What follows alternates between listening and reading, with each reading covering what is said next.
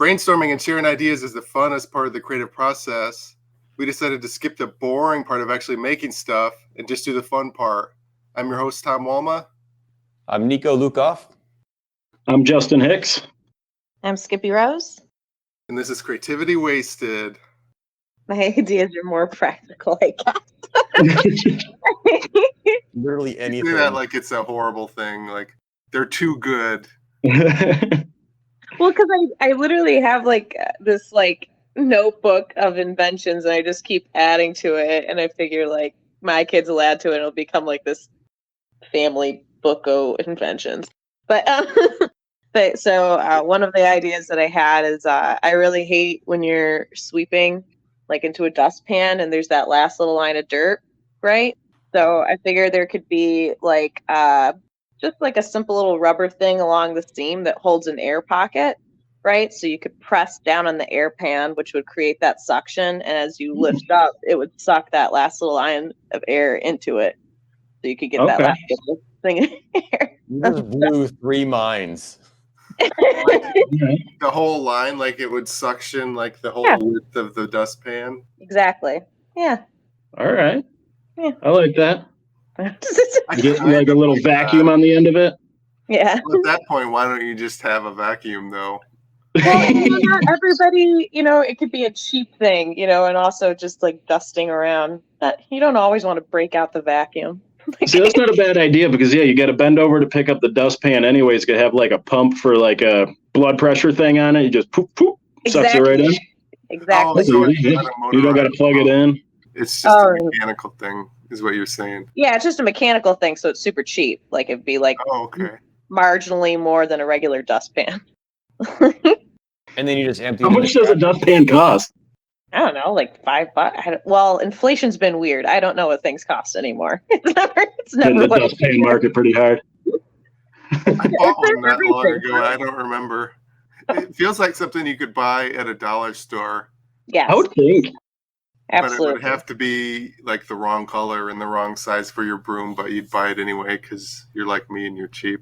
Yeah. Oh no, dude! I have a fridge. I don't need a dustpan. just shove Sweep it under. Just sweep it right under. Like, you put dirt in your fridge? Like, do you just live in your fridge? No. I was just confused because I do shit in a workshop in a garage, and that's where I do all my sweeping. Oh. So then when you said fridge, I thought, what?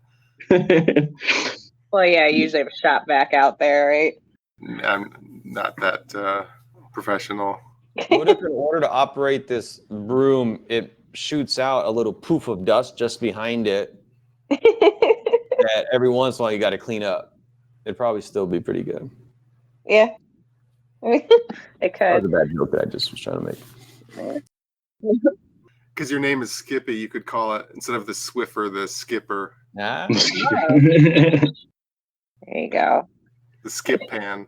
The skip pan. There you go. I also had I brought this out the first time I was on your podcast, but I stand by it. I need to do it. It's the Periscope, like for festivals. Periscope. Oh. Yeah, and you could advertise it and push it to like festy people, they could come in all different cool patterns and colors and crap like that, and they'd be collapsible, and fold up like that. And if that was sold at a festival, right, you could sell it at a premium, like easily people would pay like $40 for that. You know what I mean? If you're a short person, that would make your day, like being able to see. That's not bad. That'd be a good idea, actually. Go to DTE and lay on the hill. You don't even got to stand up. Yeah. Kick it at the top. That would be a trip, laying down and watching. Oh, yeah. Yeah.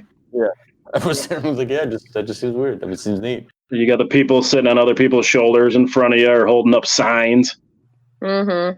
I think I've gone to one music concert ever. But is there a lot of like sitting on your boyfriend's shoulders? It's a dick move. It's a dick move to go on somebody's shoulders. And I'm 5 feet tall, and I still think it's a dick move to go on somebody's shoulders. You can use it to hit the people. Yeah, I would say it's pretty rare. I would say in a whole concert, you might see one or two. I don't think it's as popular as it used to be because, like, yeah, it's just It's like then you're guaranteeing that you're blocking all the people's view behind you. Like, I don't Well, at know. like festivals and stuff, it seems like it's a little more prevalent there. Like I think of like faster horses. Like if you see pictures and stuff from that, I've never been. Yeah. But like it always seems like the girls are on top of their boyfriend's shoulders, stuff like that, because it's flat ground and you can't really see once you're a little bit further back. So they just hop up there for the whole time. I mean, I've done my tours, you know. I've done the electric forest and the Bonnaroo and the Lalas and all of that good stuff. But yeah, maybe faster horses, flat ground. I did poi at faster horses for a summer. That was interesting. But You did what? I did circus arts before I did stand up. So like I used to get hired for that stuff before the pandemic. Okay. Yeah. I wonder if it's like illegal to like sell shit like on your own at places. Yeah, I mean, how else do you think people have a good time at festivals? Like, I think people are there's entrepreneurs everywhere. But yeah, this could be a thing you could legit do, or you could even like, if you're not like trying to make a living off of it, you could sell enough to get your ticket price back or whatever. Just start making deals with all the stadiums and venues and stuff like that. Have them sell them. And you just collect the paycheck. Yep, I agree. I mean, I could easily get a merch booth if I made quite a few of them. I mean, they'd be cheap. You know what I mean? Like just like a really stiff plastic or something. Like it doesn't have to be fancy. They make things for like people to view the eclipse or something because there's an eclipse coming up. Yeah. Oh, it's just glasses. Mm-hmm. They don't look like periscopes. I guess, yeah, they wouldn't. I was to say maybe you can just take something and tweak it that already exists. Yeah, I wouldn't use a periscope to look at an eclipse. Yeah, you're just moving the light that's going to burn your eyes. I am going to Toledo for that. I'm excited. Oh, you are? You're going to do that? Yeah, I'm an eclipse chaser. I saw my first one when it went through Oregon, and it was so cool. So yeah, I never missed the chance to see it in totality if it's nearby. Well, I heard they had a plane, like you can buy a plane ticket for the day of the eclipse to follow the path or something like that. Yeah, but like to me, the coolest part is hearing the animals go crazy. Because when I was in Oregon, we were like we drove out to the somewhat middle of nowhere, so there were farms and stuff around.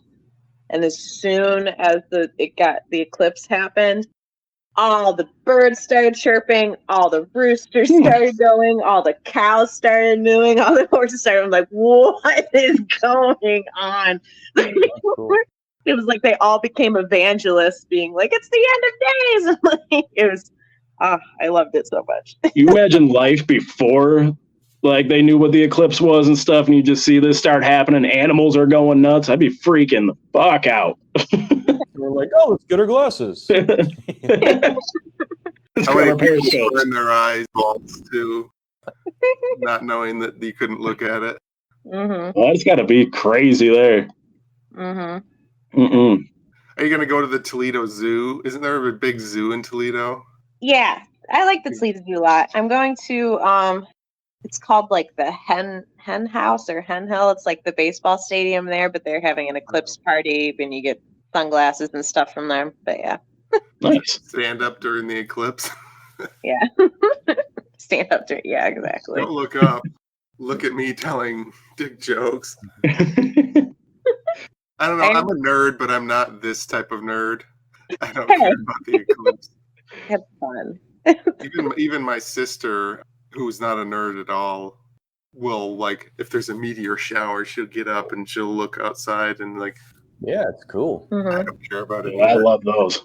I really want to see the Northern Lights. I've tried so many times. I've gone to Copper Harbor specifically, set alarms at like 1 a.m., 3 a.m., and I just would always just miss it. Like the next day, people are like, "Oh, did you see those lights? They were crazy." I'm like, "Shut up." I feel like Michigan is like just too far south. It's like the news like teases you like, "Oh, maybe you'll see it tonight." Never seen them. I mean, Copper Harbor, you can see it. I mean, people say they see it fairly consistently. I wouldn't know, but people say that they do. I got to see him in Alaska. It was pretty cool. Mm-hmm. Cool. Yeah, I think that's what you got to do. You got to go somewhere where it's like definitely going to happen. Not like my wife grew up in Juneau in Southeast Alaska, and we went there a while back. And it was really cool. Heck yeah. There's that one Alaskan comedy festival, and if you get accepted as a comedian on it, like one of the things they give you is a Northern Lights tour. Oh, neat. That'd be cool. Yeah, so I got on the wait list this year, so maybe I'll get on the list next year. Yeah, next year I need to apply to all the festivals. I've been meaning to do that, but I'm too lazy. I missed almost all of them. I just applied to the Alaska one, really, and then like the local Michigan ones. I think the Motor City just started accepting applications too, didn't they? Yep. Yeah, I do apply to that, even though I know I probably won't get in. But I'd like to apply to like the Alaska one. That's most festivals for everybody, I'm pretty sure. Yeah, I should apply to the Windsor Comedy Festival when that starts coming up. We aren't taking submissions yet, but soon we will. So, cool. Yeah, it's a fun time. So back to your idea, the Periscope thing. Yeah. Have you ever tried that? Like brought like a Periscope thing? No, it wouldn't be hard though to just make a prototype of. I just could get like 2 of those magnetic locker room mirrors and like kind of do like a little cardboard mock-up. I don't see why not.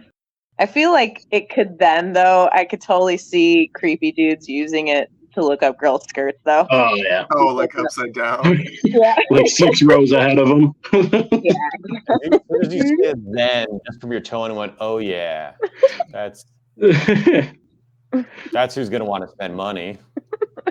Maybe you could build it with like a thing where it can't go upside down. Like it's weighted on a pivot. Or like there's a flap that closes or something when you just look it up. If you hold it upside down. It's always turned up like your phone. If it's you want it the other way, you're like, "No, I'm just laying this way," and you're like, "No, you got to stay this," or whatever. Like it keeps the orientation up. Or if you go the opposite way, it just kicks you in the nuts. It just knows who you are. Although, what if you had like a lump like just above your asshole that you wanted to check out, and you thought, "Oh, I'm going to use Skippy's Periscope." It's just for medical reasons. I just wanted to look at this mole on my back. Use a safety scope for it. Any shows you guys want to plug, or podcasts, or anything you want to mention? I have Mitchell's Pub out in Weberville. We got a show at 7 p.m. the first Thursday of every month. April 13th in New Lothrop. I'm hosting an event at a Rustic Meadows reception hall. Where are those? Like south of Lansing-ish? New Lothrop is like between Owasso and Flint, I believe. So like north of 69 out towards Flint area. And then Weberville is Mitchell's Pub. That's about a half hour east of Lansing. Only show I got up next is Comedy at the Creek. Haven't done that yet. Jason Pierpoint puts that on. Looks like a really awesome show. I'm pretty excited. Awesome. Are you on for March? Yeah. That's this one. Okay. I'll see you there then. I'm on that one too. I got an embarrassing storytelling show on the 9th. Is that Planet Ant? No, that's at the Windsor Comedy Club. And then March 15th, I'm doing, if you follow Doomvana or Cult Doom, she's doing this like whole, it's basically like there's going to be dominatrixes, pole dancers, burlesque dancers, and then just one stand-up comedian, which is me. There's like this huge list of performers. And then just like, yeah, which is cool. She's like, "You want to do 20?" I'm like, "Absolutely." So that's a really cool event. Just if you want a variety show, and that's going to be in the Detroit area, you can check out my page, Skippy Rose Comedy, for the details on that. And then I would encourage everyone to check out my web comedy series, How Did I Get Into This? You can look it up on YouTube. It's also posted to my page, but I'm really proud of the sketches. So. Yeah. Cool. Oh, cool. I have a thing called Gaming McFitness, a Twitch channel where I build video game controllers into fitness machines and then play games on them. That's cool. Nice. This has been a production of Planet Ant Podcast, powered by Pinecast.